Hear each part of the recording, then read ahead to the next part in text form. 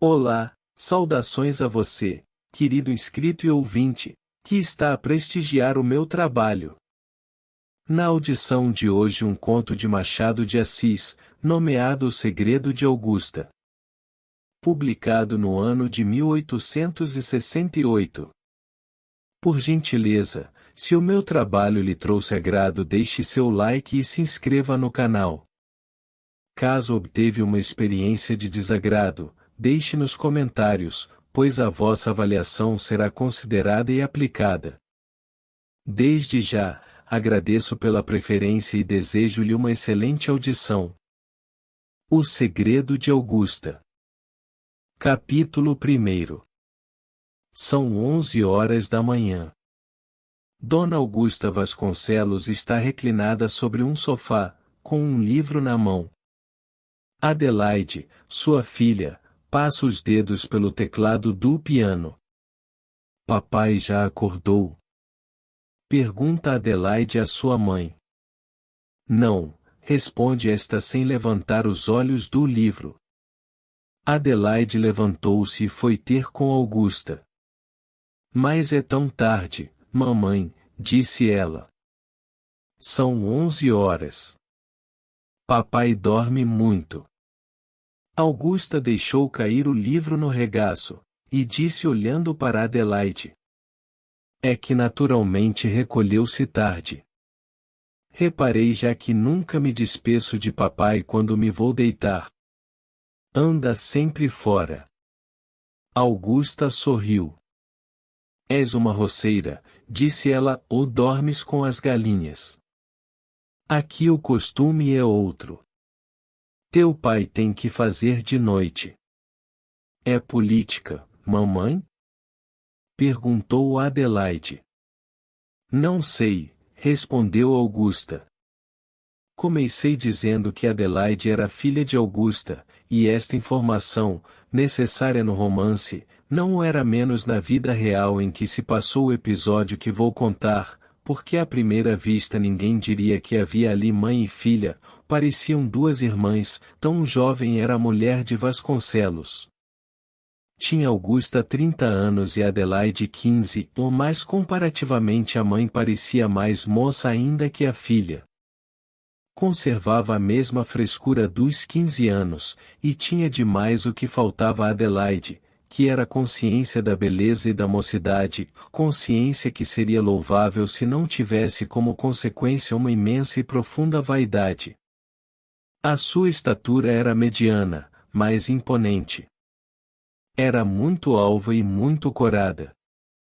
Tinha os cabelos castanhos, e os olhos garços. As mãos compridas e bem feitas pareciam criadas para os afagos de amor. Augusta dava melhor emprego às suas mãos, calçava-as de macia pelica. As graças de Augusta estavam todas em Adelaide, mas em embrião. Adivinhava-se que aos 20 anos Adelaide devia rivalizar com Augusta, mas por enquanto havia na menina uns restos da infância que não davam realce aos elementos que a natureza pusera nela. Todavia, era bem capaz de apaixonar um homem, sobretudo se ele fosse poeta, e gostasse das virgens de 15 anos, até porque era um pouco pálida, e os poetas em todos os tempos tiveram sempre queda para as criaturas descoradas. Augusta vestia com suprema elegância, ou gastava muito, é verdade, mas aproveitava bem as enormes despesas, se acaso é isso aproveitá-las. Deve-se fazer-lhe uma justiça, Augusta não regateava nunca, pagava o preço que lhe pediam por qualquer coisa. Punha nisso a sua grandeza, e achava que o procedimento contrário era ridículo e de baixa esfera. Neste ponto Augusta partilhava os sentimentos e servia aos interesses de alguns mercadores, que entendem ser uma desonra bater alguma coisa no preço das suas mercadorias.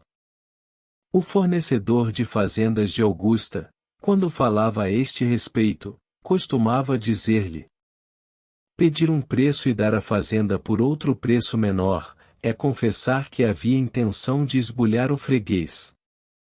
O fornecedor preferia fazer a coisa sem a confissão. Outra justiça que devemos reconhecer era que Augusta não poupava esforços para que Adelaide fosse tão elegante como ela. Não era pequeno o trabalho.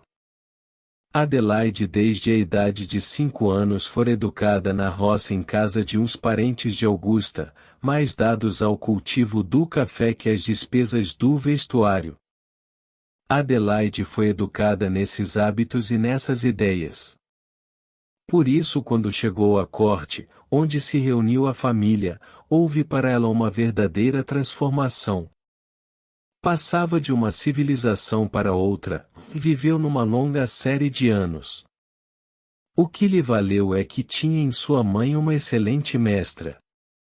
Adelaide reformou-se, e no dia em que começa esta narração já era outra, todavia estava ainda muito longe de Augusta.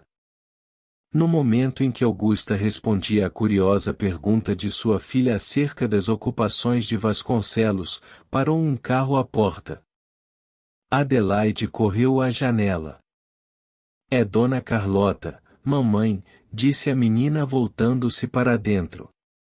Daí a alguns minutos entrava na sala a Dona Carlota em questão. Os leitores ficarão conhecendo esta nova personagem com a simples indicação de que era um segundo volume de Augusta, bela, como ela, elegante, como ela, ou vaidosa, como ela. Tudo isto quer dizer que eram ambas as mais afáveis inimigas que podem haver neste mundo. Carlota vinha pedir a Augusta para ir cantar num concerto que ia dar em casa, imaginado por ela para o fim de inaugurar um magnífico vestido novo.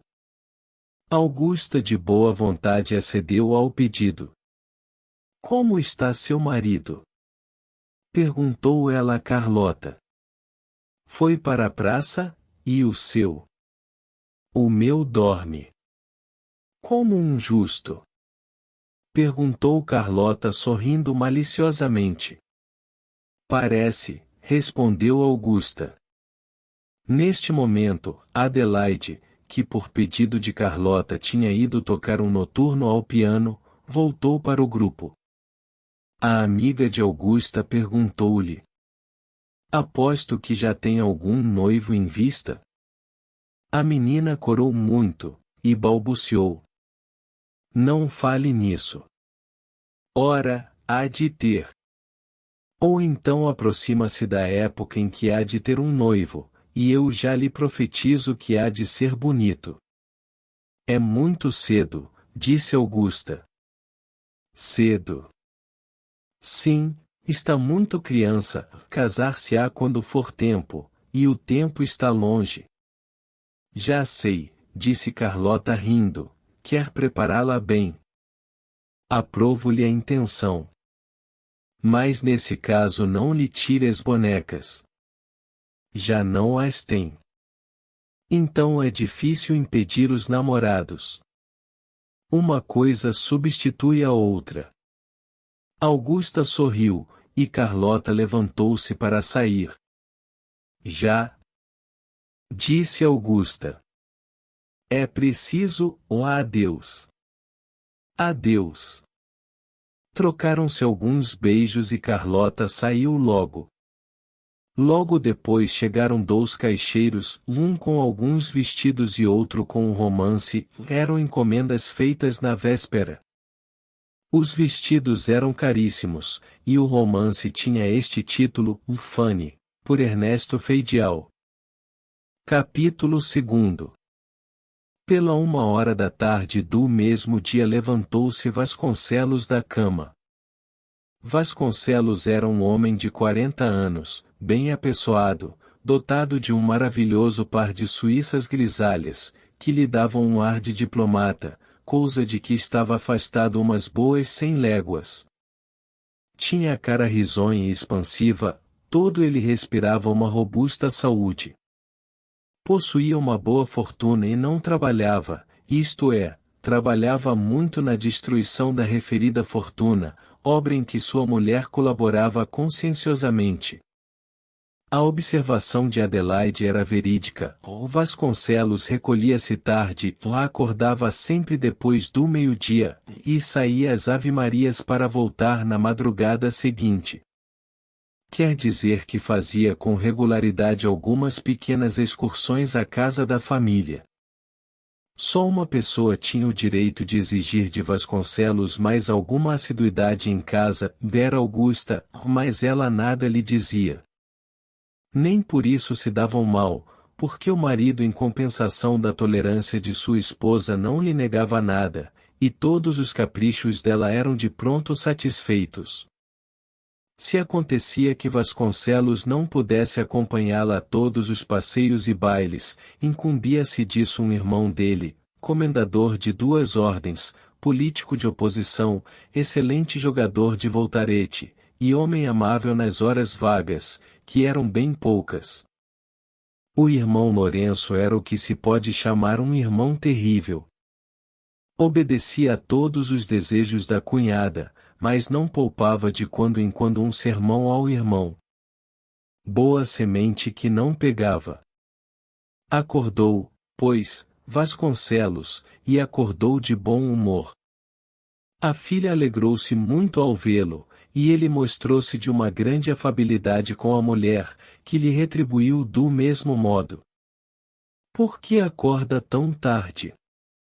Perguntou Adelaide acariciando as suíças de Vasconcelos. Por que me deito tarde?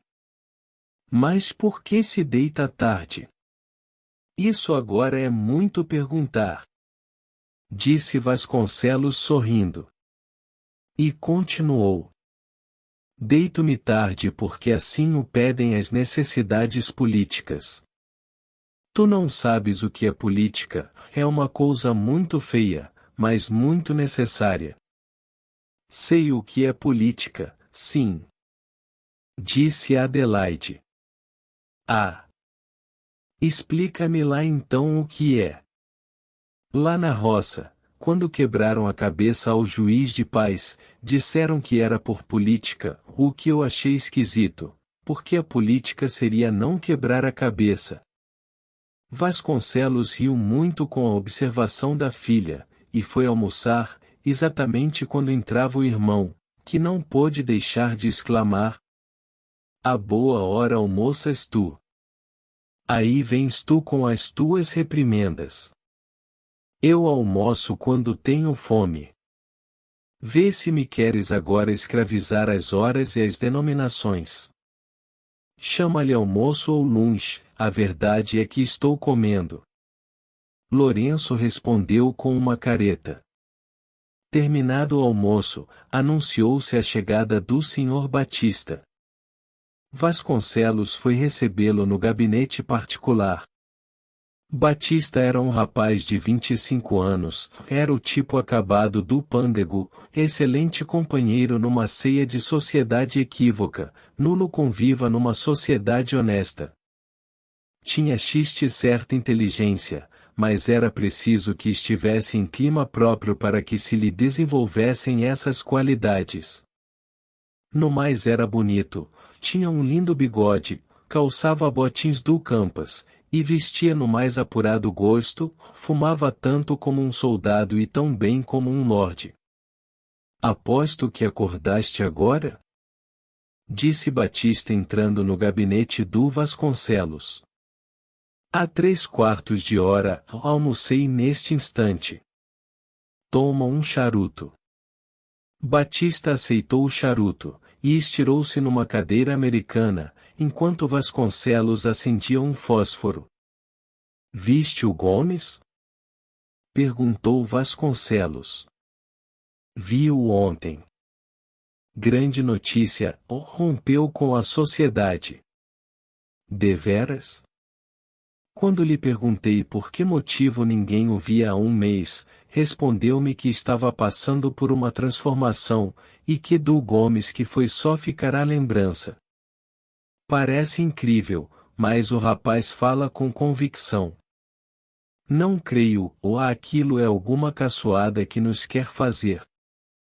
Que novidades há? Nada, e isto é, tu é que deves saber alguma coisa.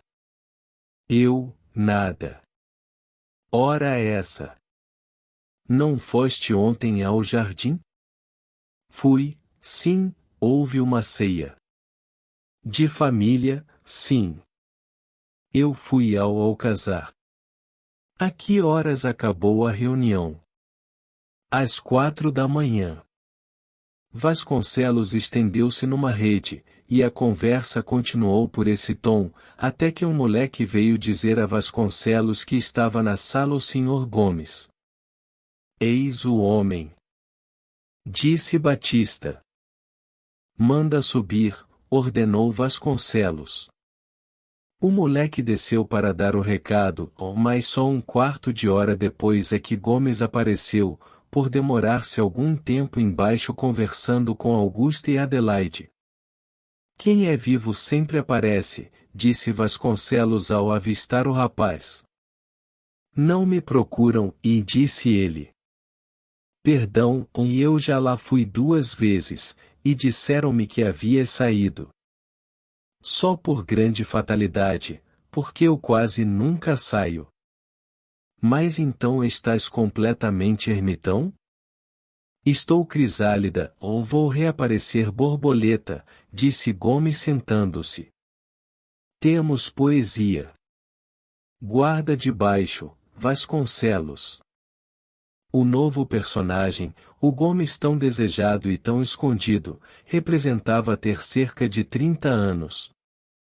Ele, Vasconcelos e Batista eram a trindade do prazer e da dissipação, ligada por uma indissolúvel amizade. Quando Gomes, cerca de um mês antes, deixou de aparecer nos círculos do costume, todos repararam nisso, mas só Vasconcelos e Batista sentiram deveras. Todavia, não insistiram muito em arrancá-lo à solidão, somente pela consideração de que talvez houvesse nisso algum interesse do rapaz. Gomes foi portanto recebido como um filho pródigo. Mas onde te meteste? Que é isso de crisálida e de borboleta? Cuidas que eu sou do mangue? É o que lhes digo, meus amigos. Estou criando asas. Asas. Disse Batista sufocando uma risada. Só se são asas de gavião para cair. Não, estou falando sério. E com efeito Gomes apresentava um ar sério e convencido. Vasconcelos e Batista olharam um para o outro. Pois se é verdade isso que dizes, explica-nos lá que asas são essas, e sobretudo para onde é que queres voar. A estas palavras de Vasconcelos, acrescentou Batista. Sim, deves dar-nos uma explicação, e se nós que somos o teu conselho de família, acharmos que a explicação é boa, aprovamo-la, ou se não, ficas sem asas, e ficas sendo o que sempre foste. Apoiado, disse Vasconcelos. Pois é simples, estou criando asas de anjo, e quero voar para o céu do amor. Do amor. Disseram os 2 amigos de Gomes. É verdade, continuou Gomes. Que fui eu até hoje? Um verdadeiro estroina, um perfeito pândego, gastando as mãos largas a minha fortuna e o meu coração. Mas isto é bastante para encher a vida? Parece que não. Até aí concordo, e isso não basta, é preciso que haja outra coisa, a diferença está na maneira de. É exato, disse Vasconcelos, é exato, é natural que vocês pensem de modo diverso. Mas eu acho que tenho razão em dizer que sem o amor casto e puro a vida é um puro deserto. Batista deu um pulo. Vasconcelos fitou os olhos em Gomes. Aposto que vais casar? Disse-lhe. Não sei se vou casar, sei que amo, e espero acabar por casar-me com a mulher a quem amo. Casar! Exclamou Batista. E soltou uma estridente gargalhada. Mas Gomes falava tão seriamente, insistia com tanta gravidade naqueles projetos de regeneração, que os dois amigos acabaram por ouvi-lo com igual seriedade.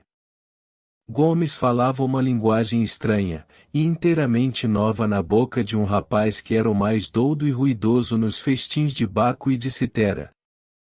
Assim, pois, deixas-nos? Perguntou Vasconcelos. Eu. Sim e não, o encontrar-me nas salas, nos hotéis e nas casas equívocas, nunca mais. De profundis, e cantarolou Batista. Mas, afinal de contas, disse Vasconcelos, onde está a tua Marion? Pode-se saber quem ela é? Não é Marion, é Virgínia. Pura simpatia ao princípio, depois afeição pronunciada, hoje paixão verdadeira. Lutei enquanto pude, ou mais abati as armas diante de uma força maior. O meu grande medo era não ter uma alma capaz de oferecer a essa gentil criatura. Pois tenho-a, e tão fogosa, e tão virgem como no tempo dos meus 18 anos. Só o casto olhar de uma virgem poderia descobrir no meu lodo essa pérola divina. Renasço melhor do que era.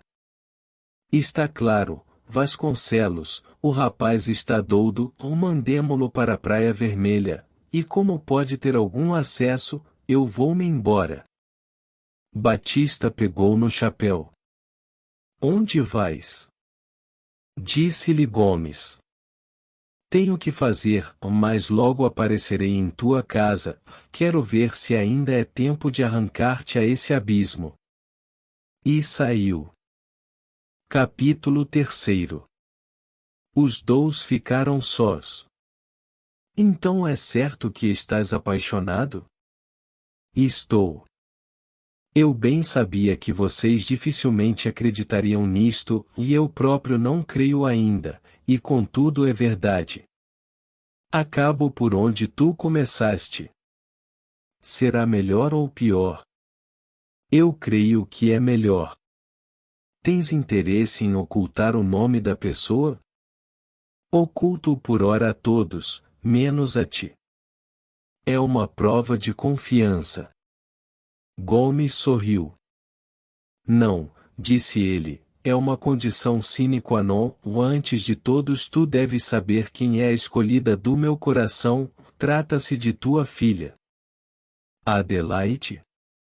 Perguntou Vasconcelos espantado. Sim, tua filha. A revelação de Gomes caiu como uma bomba. Vasconcelos nem por sombras suspeitava semelhante coisa. Este amor é da tua aprovação? Perguntou-lhe Gomes. Vasconcelos refletia, e depois de alguns minutos de silêncio, disse: O meu coração aprova a tua escolha, és meu amigo, estás apaixonado, e uma vez que ela te ame. Gomes ia falar, mas Vasconcelos continuou sorrindo. Mas a sociedade? Que sociedade? A sociedade que nos tem em conta de libertinos, a ti e a mim, é natural que não aprove o meu ato. Já vejo que é uma recusa, disse Gomes entristecendo. Qual recusa, pateta? É uma objeção, que tu poderás destruir dizendo, a sociedade é uma grande caluniadora e uma famosa indiscreta. Minha filha é tua, com uma condição. Qual? A condição da reciprocidade. Ama-te ela? Não sei, respondeu Gomes. Mas desconfias. Não sei, sei que a amo e que daria a minha vida por ela, mas ignoro se sou correspondido. Hás de ser. Eu me incumbirei de apalpar o terreno. Daqui a 2 dias dou-te a minha resposta. Ah! Se ainda tenho de ver-te meu genro. A resposta de Gomes foi cair-lhe nos braços. A cena já roçava pela comédia quando deram 3 horas. Gomes lembrou-se que tinha rendez voos com um amigo, Vasconcelos lembrou-se que tinha de escrever algumas cartas. Gomes saiu sem falar às senhoras. Pelas 4 horas Vasconcelos dispunha-se a sair, quando vieram anunciar-lhe a visita do Sr. José Brito. Ao ouvir este nome o alegre Vasconcelos franziu o sobrolho. Pouco depois entrava no gabinete o Sr. José Brito. O Sr. José Brito era para Vasconcelos um verdadeiro fantasma, um eco do abismo, uma voz da realidade, era um credor. Não contava hoje com a sua visita, disse Vasconcelos. Admira, respondeu o Sr. José Brito com uma placidez de apunhalar, porque hoje são 21. Cuidei que eram 19, balbuciou Vasconcelos. Anteontem, sim, mas hoje são 21. Olhe, continuou o credor pegando no jornal do comércio que se achava numa cadeira, em quinta-feira, 21. Vem buscar o dinheiro? Aqui está a letra, disse o Sr. José Brito tirando a carteira do bolso e um papel da carteira.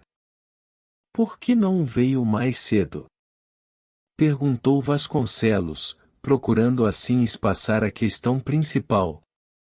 Vim às 8 horas da manhã, respondeu o credor, estava dormindo, vim às 9, idem, vim às 10, idem, vim às 11, idem, vim ao meio-dia, idem. Quis vir a 1 hora, mas tinha de mandar um homem para a cadeia, e não me foi possível acabar cedo. Às 3 jantei, e às 4 aqui estou. Vasconcelos puxava o charuto a ver se lhe ocorria alguma ideia boa de escapar ao pagamento com que ele não contava. Não achava nada, mas o próprio credor forneceu-lhe ensejo. Além de que, disse ele, a hora não importa nada, porque eu estava certo de que o senhor me vai pagar. Ah! Disse Vasconcelos, é talvez um engano, eu não contava com o senhor hoje, e não arranjei o dinheiro. Então, como há de ser? Perguntou o credor com ingenuidade. Vasconcelos sentiu entrar-lhe n'alma a esperança. Nada mais simples, disse, o senhor espera até amanhã. Amanhã quero assistir à penhora de um indivíduo que mandei processar por uma larga dívida, ou não posso. Perdão, eu levo-lhe o dinheiro à sua casa. Isso seria bom se os negócios comerciais se arranjassem assim. Se fossemos 2 amigos é natural que eu me contentasse com a sua promessa, e tudo acabaria amanhã, mas eu sou seu credor, e só tenho em vista salvar o meu interesse. Portanto, acho melhor pagar hoje. Vasconcelos passou a mão pelos cabelos. Mas se eu não tenho? Disse ele. É uma coisa que o deve incomodar muito, mas que a mim não me causa a menor impressão, e isto é, deve causar-me alguma, porque o senhor está hoje em situação precária. É verdade, as suas casas da Rua da Imperatriz estão hipotecadas, a da Rua de São Pedro foi vendida, e a importância já vai longe, os seus escravos têm ido a um e um, sem que o senhor o perceba, e as despesas que o senhor há pouco fez para montar uma casa a certa dama da sociedade equívoca são imensas. Eu sei tudo, sei mais do que o senhor. Vasconcelos estava visivelmente aterrado. O credor dizia a verdade. Mas enfim, disse Vasconcelos, o que havemos de fazer? Uma coisa simples, o duplicamos a dívida, e o senhor passa-me agora mesmo um depósito. Duplicar a dívida. Mas isto é uma tábua de salvação, ou sou moderado. Vamos lá, aceite. Escreva-me aí o depósito, e rasga-se a letra. Vasconcelos ainda quis fazer objeção, mas era impossível convencer o Sr. José Brito. Assinou o depósito de 18 contos. Quando o credor saiu, Vasconcelos entrou a meditar seriamente na sua vida. Até então gastara tanto e tão cegamente que não reparara no abismo que ele próprio cavara a seus pés. Veio porém adverti-lo a voz de um dos seus algozes. Vasconcelos refletiu, calculou, recapitulou as suas despesas e as suas obrigações, e viu que da fortuna que possuía tinha na realidade menos da quarta parte. Para viver como até ali viverá, aquilo era nada menos que a miséria. Que fazer em tal situação? Vasconcelos pegou no chapéu e saiu. Vinha caindo a noite. Depois de andar algum tempo pelas ruas entregue às suas meditações, Vasconcelos entrou no alcazar. Era um meio de distrair-se. Ali encontraria a sociedade do costume. Batista veio ao encontro do amigo. Que cara é essa? Disse-lhe. Não é nada, pisaram-me um calo, respondeu Vasconcelos, que não encontrava melhor resposta. Mas um pedicuro que se achava perto de ambos ouviu o dito, e nunca mais perdeu de vista o infeliz Vasconcelos, a quem a coisa mais indiferente incomodava. O olhar persistente do pedicuro aborreceu-o tanto, que Vasconcelos saiu. Entrou no hotel de Milão, para jantar. Por mais preocupado que ele estivesse, a exigência do estômago não se demorou. Ora, no meio do jantar lembrou-lhe aquilo que não devia ter-lhe saído da cabeça, do pedido de casamento feito nessa tarde por Gomes. Foi um raio de luz. Gomes é rico, pensou Vasconcelos, o meio de escapar a maiores desgostos é este, o Gomes casa-se com Adelaide, e como é meu amigo não me negará o que eu precisar. Pela minha parte procurarei ganhar o perdido. Que boa fortuna foi aquela lembrança do casamento! Vasconcelos comeu alegremente, ou voltou depois ao alcazar, onde alguns rapazes e outras pessoas fizeram esquecer completamente os seus infortúnios. Às 3 horas da noite Vasconcelos entrava para casa com a tranquilidade e regularidade do costume. Capítulo 4. No dia seguinte o primeiro cuidado de Vasconcelos foi consultar o coração de Adelaide. Queria porém fazê-lo na ausência de Augusta. Felizmente esta precisava de ir ver a rua da quitanda umas fazendas novas, e saiu com o cunhado, deixando a Vasconcelos toda a liberdade. Como os leitores já sabem, Adelaide queria muito ao pai, e era capaz de fazer por ele tudo. Era, além disso, um excelente coração. Vasconcelos contava com essas duas forças. Vem cá, Adelaide, disse ele entrando na sala, sabes quantos anos tens? Tenho 15. Sabes quantos anos tem tua mãe? 27, não é? Tem 30, quer dizer que tua mãe casou-se com 15 anos. Vasconcelos parou, a fim de ver o efeito que produziam estas palavras, mas foi inútil a expectativa, a Adelaide não compreendeu nada. O pai continuou. Não pensaste no casamento? A menina corou muito, hesitou em falar, mas como o pai instasse, respondeu. Qual, papai? Eu não quero casar. Não queres casar? É boa. Por quê? Porque não tenho vontade, e vivo bem aqui. Mas tu podes casar e continuar a viver aqui. Bem, mas não tenho vontade. Anda lá. Amas alguém, confessa. Não me pergunte isso, papai, e eu não amo ninguém. A linguagem de Adelaide era tão sincera que Vasconcelos não podia duvidar. Ela fala a verdade, pensou ele, é inútil tentar por esse lado. Adelaide sentou-se ao pé dele, e disse: Portanto, meu paizinho, não falemos mais nisso. Falemos, minha filha, tu és criança, não sabes calcular. Imagina que eu e a tua mãe morremos amanhã. Quem te há de amparar? Só um marido. Mas se eu não gosto de ninguém? Por ora, mas hás de vir a gostar se o noivo for um bonito rapaz, de bom coração.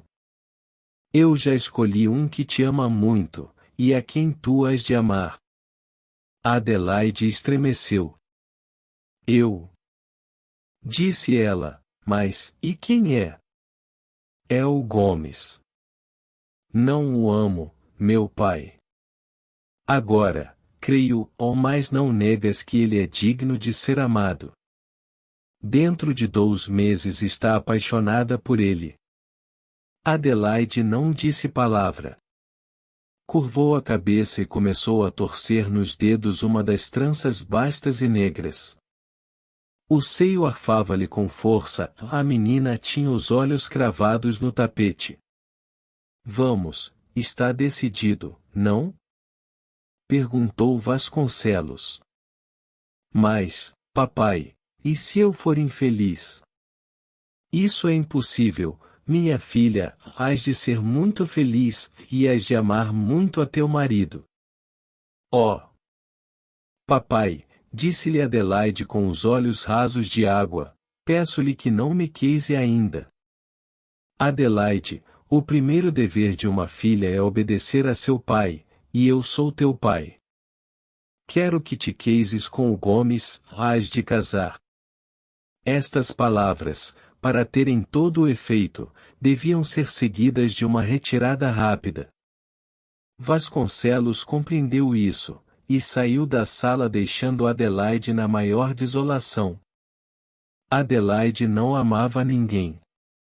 A sua recusa não tinha por ponto de partida nenhum outro amor, também não era resultado de aversão que tivesse pelo seu pretendente. A menina sentia simplesmente uma total indiferença pelo rapaz. Nestas condições o casamento não deixava de ser uma odiosa imposição. Mas que faria Adelaide? A quem recorreria? Recorreu às lágrimas. Quanto a Vasconcelos, subiu ao gabinete e escreveu as seguintes linhas ao futuro genro. Tudo caminha bem, autorizo-te a vires fazer a corte à pequena, e espero que dentro de 2 meses o casamento esteja concluído. Fechou a carta e mandou-a. Pouco depois voltaram de fora Augusta e Lourenço. Enquanto Augusta subiu para o quarto da toilette para mudar de roupa, Lourenço foi ter com Adelaide, que estava no jardim. Reparou que ela tinha os olhos vermelhos, e inquiriu a causa, mas a moça negou que fosse de chorar. Lourenço não acreditou nas palavras da sobrinha, e instou com ela para que lhe contasse o que havia. Adelaide tinha grande confiança no tio, até por causa da sua rudeza de maneiras.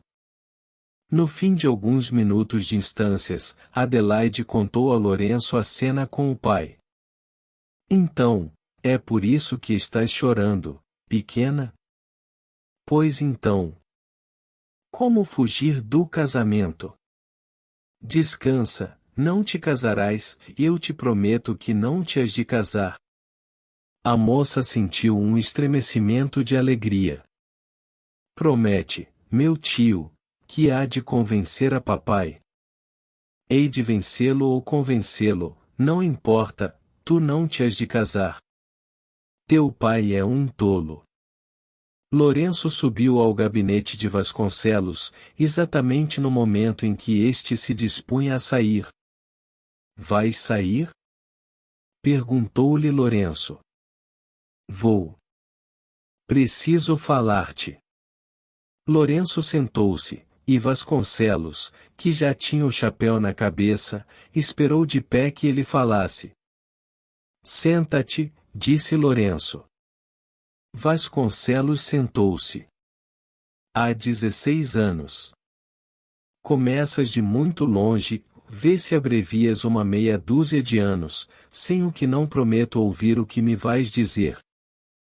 Há 16 anos, continuou Lourenço, que és casado, mas a diferença entre o primeiro dia e o dia de hoje é grande.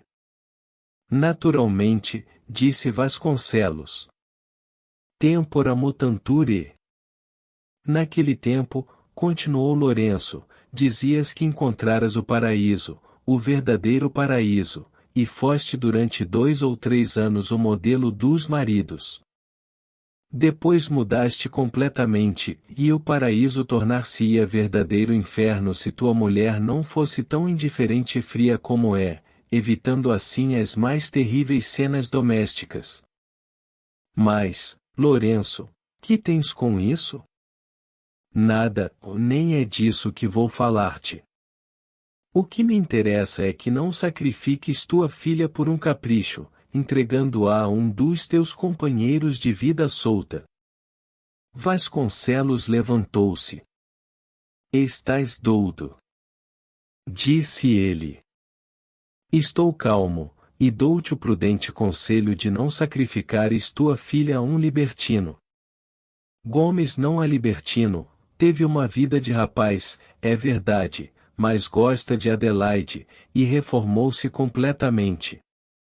É um bom casamento, e por isso acho que todos devemos aceitá-lo.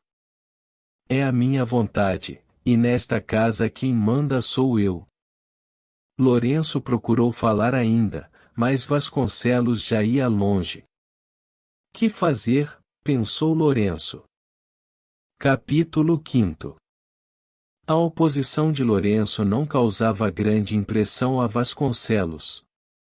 Ele podia, é verdade, sugerir à sobrinha ideias de resistência, mas Adelaide, que era um espírito fraco, cederia ao último que lhe falasse, e os conselhos de um dia seriam vencidos pela imposição do dia seguinte. Todavia era conveniente obter o apoio de Augusta. Vasconcelos pensou em tratar disso o mais cedo que lhe fosse possível. Entretanto, urgia organizar os seus negócios, e Vasconcelos procurou um advogado a quem entregou todos os papéis e informações, encarregando-o de orientá-lo em todas as necessidades da situação, quais os meios que poderia opor em qualquer caso de reclamação por dívida ou hipoteca. Nada disto fazia supor da parte de Vasconcelos uma reforma de costumes. Preparava-se apenas para continuar a vida anterior. 2 dias depois da conversa com o irmão, Vasconcelos procurou Augusta, para tratar francamente do casamento de Adelaide.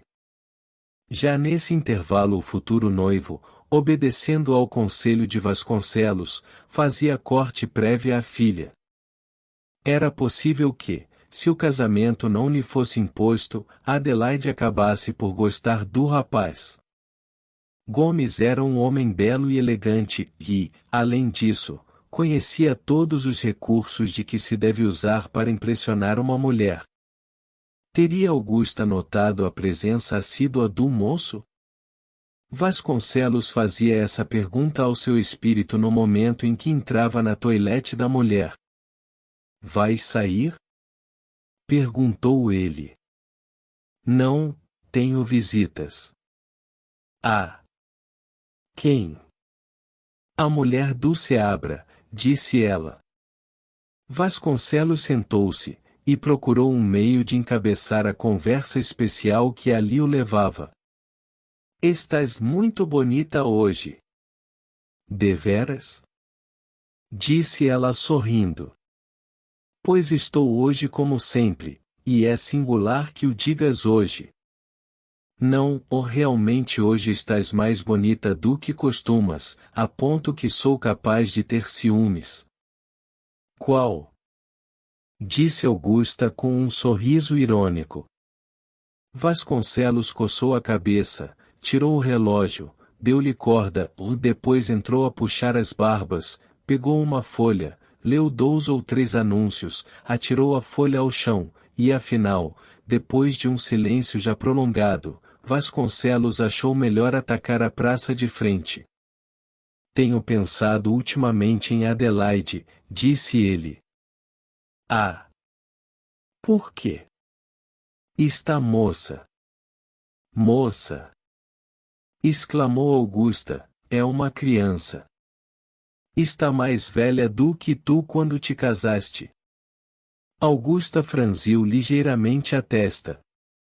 Mas então, disse ela. Então é que desejo fazê-la feliz e feliz pelo casamento. Um rapaz, digno dela a todos os respeitos, pediu-ma há dias, e eu disse-lhe que sim. Em sabendo quem é, aprovarás a escolha, é o Gomes. Casamo-la, não. Não. Respondeu Augusta. Como, não?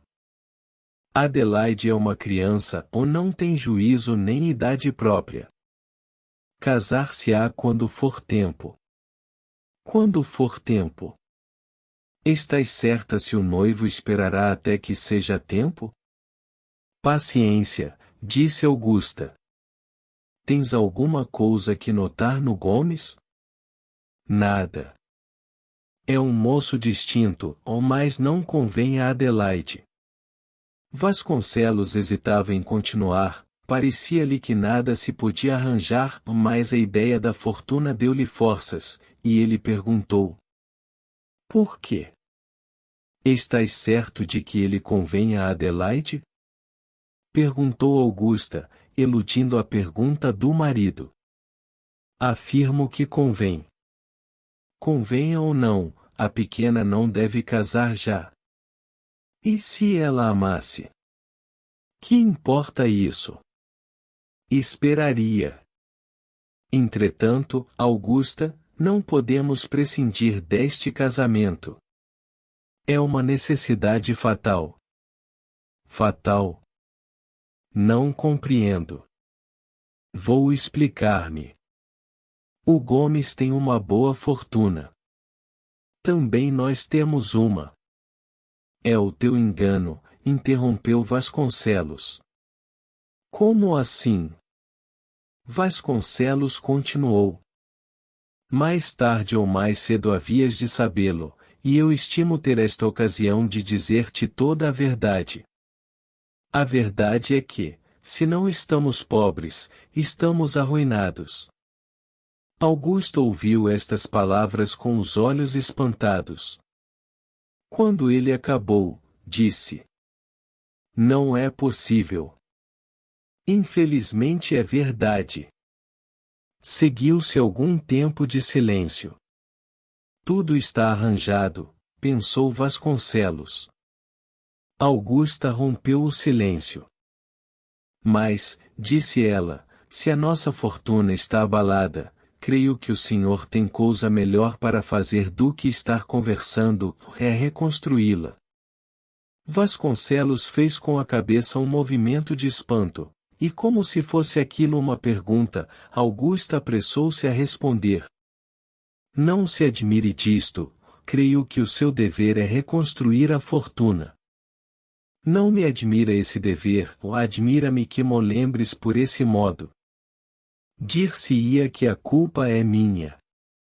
Bom, disse Augusta, vais dizer que fui eu. A culpa, se culpa há, é de nós ambos.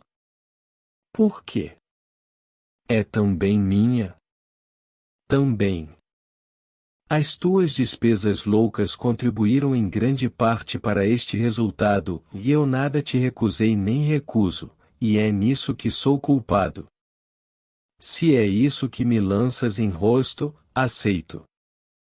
Augusta levantou os ombros com um gesto de despeito, e deitou a Vasconcelos um olhar de tamanho desdém que bastaria para intentar uma ação de divórcio. Vasconcelos viu o movimento e o olhar. O amor do luxo e do supérfluo, disse ele, há de sempre produzir estas consequências. São terríveis, mas explicáveis. Para conjurá-las era preciso viver com moderação. Nunca pensaste nisso. No fim de 6 meses de casada entraste a viver no turbilhão da moda, e o pequeno regato das despesas tornou-se um rio imenso de desperdícios. Sabes o que me disse uma vez meu irmão?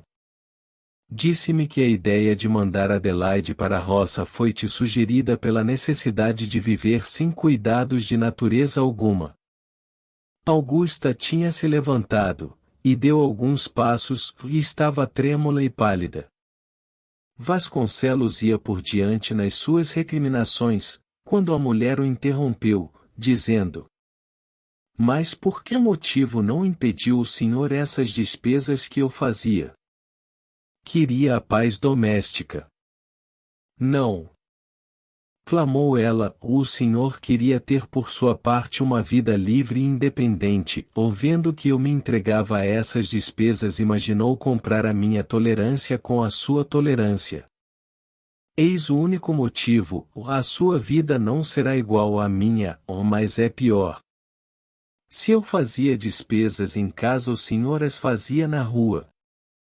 É inútil negar, porque eu sei tudo, conheço, de nome, as rivais que sucessivamente o Senhor me deu, e nunca lhe disse uma única palavra, nem agora lhe censuro, porque seria inútil e tarde. A situação tinha mudado. Vasconcelos começara constituindo-se juiz, e passará a ser corréu. Negar era impossível, discutir era arriscado e inútil. Preferiu sofismar.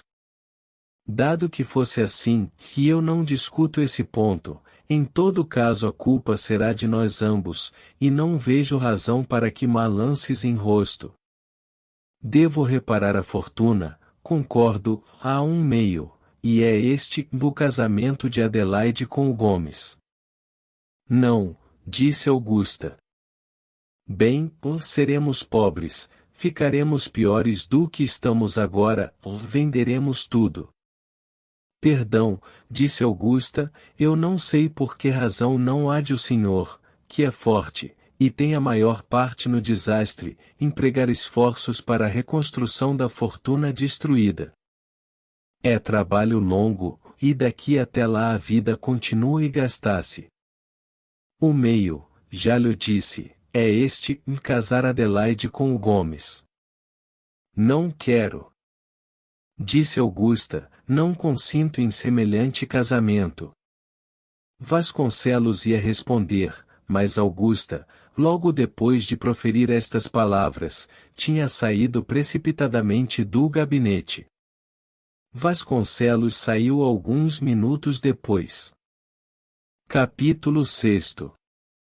Lourenço não teve conhecimento da cena entre o irmão e a cunhada, e depois da teima de Vasconcelos resolveu nada mais dizer, e entretanto, como queria muito a sobrinha, e não queria vê-la entregue a um homem de costumes que ele reprovava, Lourenço esperou que a situação tomasse caráter mais decisivo para assumir mais ativo papel. Mas, a fim de não perder tempo, e poder usar alguma arma poderosa, Lourenço tratou de instaurar uma pesquisa mediante a qual pudesse colher informações minuciosas acerca de Gomes. Este cuidava que o casamento era coisa decidida, e não perdia um só dia na conquista de Adelaide. Notou, porém, que Augusta tornava-se mais fria e indiferente, sem causa que ele conhecesse, e entrou-lhe no espírito a suspeita de que viesse dali alguma oposição. Quanto a Vasconcelos, desanimado pela cena da toilette, esperou melhores dias, e contou sobretudo com o império da necessidade. Um dia, porém, exatamente 48 horas depois da grande discussão com Augusta, Vasconcelos fez dentro de si esta pergunta. Augusta recusa a mão de Adelaide para o Gomes, por quê? De pergunta em pergunta, de dedução em dedução, abriu-se no espírito de Vasconcelos campo para uma suspeita dolorosa. Amá-lo a ela? Perguntou ele a si próprio. Depois, Como se o abismo atraísse o abismo, e uma suspeita reclamasse outra, Vasconcelos perguntou. Ter-se-iam eles amado algum tempo? Pela primeira vez, Vasconcelos sentiu morder-lhe no coração a serpe do ciúme. Do ciúme digo eu, por eufemismo, ou não sei se aquilo era ciúme, ou era amor próprio ofendido. As suspeitas de Vasconcelos teriam razão? Devo dizer a verdade, não tinham. Augusta era vaidosa, mas era fiel ao infiel marido, e isso por dois motivos, um de consciência, outro de temperamento. Ainda que ela não estivesse convencida do seu dever de esposa, é certo que nunca trairia o juramento conjugal. Não era feita para as paixões, a não ser as paixões ridículas que a vaidade impõe. Ela amava antes de tudo a sua própria beleza, o seu melhor amigo era o que dissesse que ela era a mais bela entre as mulheres, mas se lhe dava a sua amizade, não lhe daria nunca o coração, e isso a salvava. A verdade é esta, mas quem o diria a Vasconcelos? Uma vez suspeitoso de que a sua honra estava afetada, Vasconcelos começou a recapitular toda a sua vida. Gomes frequentava a sua casa há 6 anos, e tinha nela plena liberdade. A traição era fácil. Vasconcelos entrou a recordar as palavras, os gestos, os olhares, tudo o que antes lhe foi indiferente, e que naquele momento tomava um caráter suspeitoso.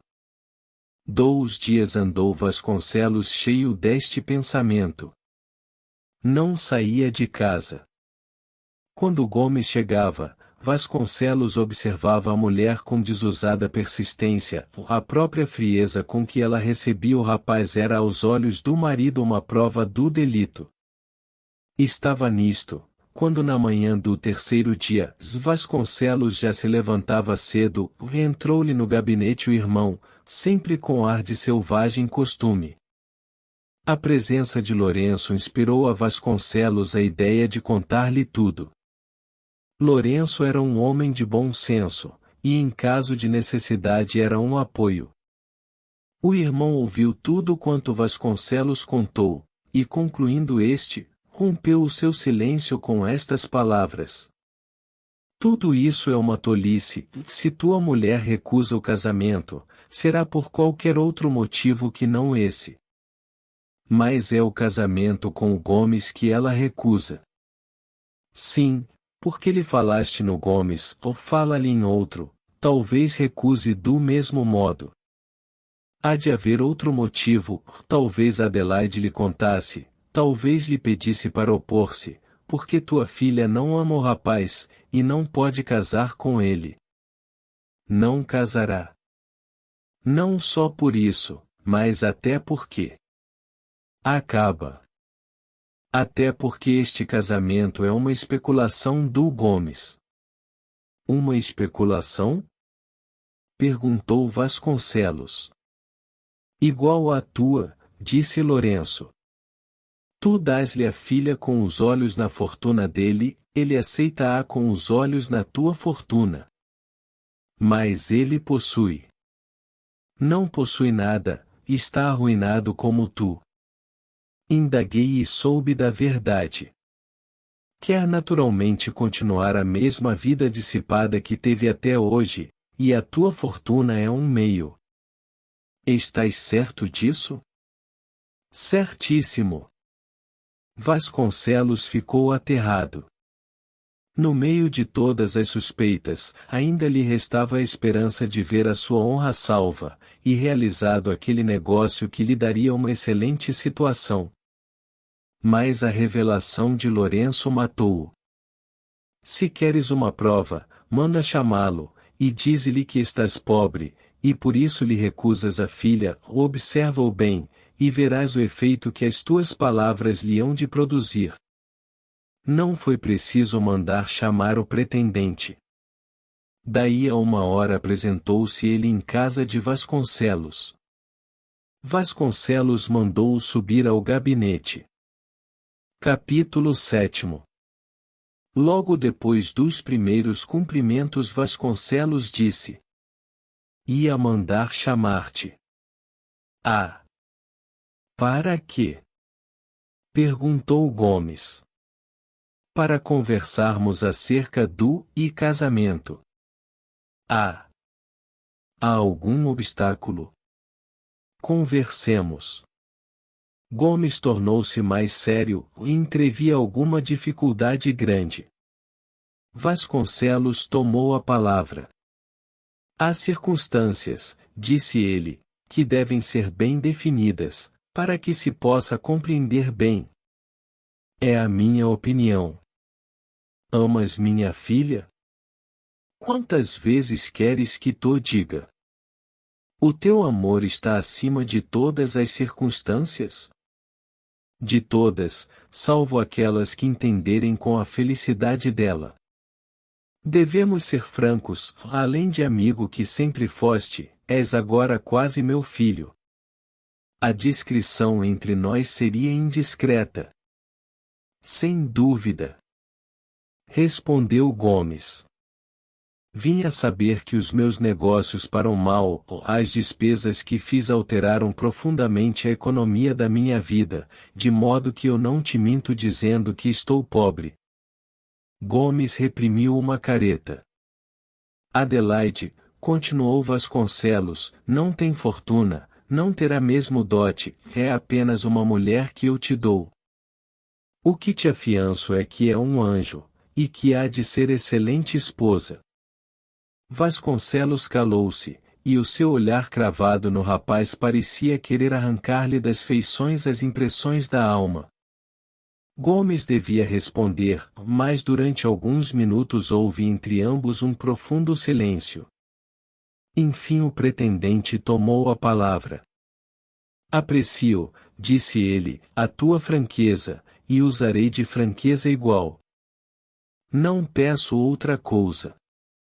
Não foi por certo o dinheiro que me inspirou este amor, creio que me farás a justiça de crer que eu estou acima dessas considerações.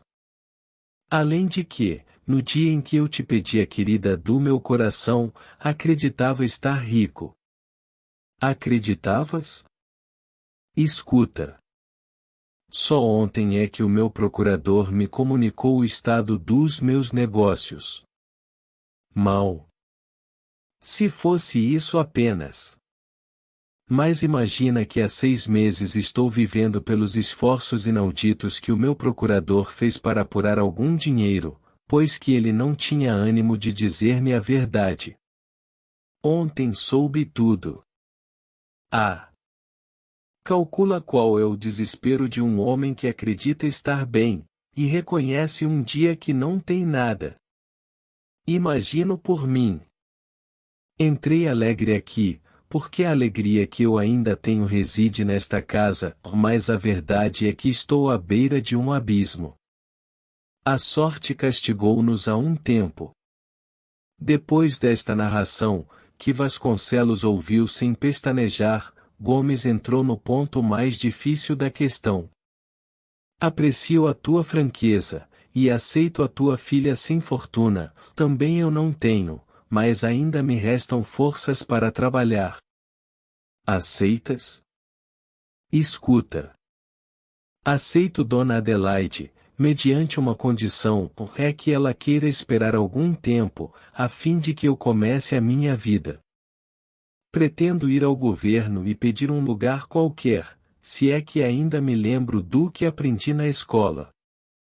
Apenas tenha começado a vida, cá virei buscá-la. Queres?" "Se ela consentir", disse Vasconcelos abraçando esta tábua de salvação, "é coisa decidida." Gomes continuou. "Bem, falarás nisso amanhã, e mandar-me-ás resposta." "Ah! Se eu tivesse ainda a minha fortuna! Era agora que eu queria provar-te a minha estima." "Bem, ficamos nisto. Espero a tua resposta." E despediram-se. Vasconcelos ficou fazendo esta reflexão. De tudo quanto ele disse só acredito que já não tem nada. Mas é inútil esperar, duro com duro não faz bom muro. Pela sua parte Gomes desceu a escada dizendo consigo: o que acho singular é que estando pobre viesse dizer-mo assim tão antecipadamente quando eu estava caído. Mas esperarás debalde, em 2 metades de cavalo não fazem um cavalo. Vasconcelos desceu. A sua intenção era comunicar a Augusto o resultado da conversa com o pretendente. Uma coisa, porém, o embaraçava, ver a insistência de Augusto em não consentir no casamento de Adelaide, sem dar nenhuma razão da recusa. Ia pensando nisto, quando, ao atravessar a sala de espera, ouviu vozes na sala de visitas. Era Augusta que conversava com Carlota. Ia entrar quando estas palavras lhe chegaram ao ouvido. Mas Adelaide é muito criança. Era a voz de Augusta. Criança. Disse Carlota. Sim, o não está em idade de casar. Mas eu no teu caso não punha embargos ao casamento, ainda que fosse daqui a alguns meses, porque o Gomes não me parece mau rapaz. Não é, mas enfim eu não quero que Adelaide se queise. Vasconcelos colou o ouvido à fechadura, e temia perder uma só palavra do diálogo. O que eu não compreendo, disse Carlota, é a tua insistência. Mais tarde ou mais cedo Adelaide há de vir a casar-se. Oh! O mais tarde possível, disse Augusta. Houve um silêncio. Vasconcelos estava impaciente. Ah! Continuou Augusta, se soubesses o terror que me dá a ideia do casamento de Adelaide. Por que, meu Deus? Por que, Carlota? Tu pensas em tudo, menos numa coisa. Eu tenho medo por causa dos filhos dela que serão meus netos. A ideia de ser avó é horrível, Carlota. Vasconcelos respirou, e abriu a porta. Ah! Disse Augusta. Vasconcelos cumprimentou Carlota, e apenas esta saiu, voltou-se para a mulher, e disse: ouvi a tua conversa com aquela mulher. Não era segredo, ou mais, e que ouviste? Vasconcelos respondeu sorrindo. Ouvi a causa dos teus terrores. Não cuidei nunca que o amor da própria beleza pudesse levar a tamanho egoísmo. O casamento com o Gomes não se realiza, ou mais se Adelaide amar alguém, não sei como lhe recusaremos o nosso consentimento. Até lá, e esperemos, respondeu Augusta. A conversa parou nisto, porque aqueles 2 consortes distanciavam-se muito, um tinha a cabeça nos prazeres ruidosos da mocidade, ao passo que a outra meditava exclusivamente em si. No dia seguinte Gomes recebeu uma carta de Vasconcelos concebida nestes termos: Meu Gomes. Ocorre uma circunstância inesperada, é que Adelaide não quer casar.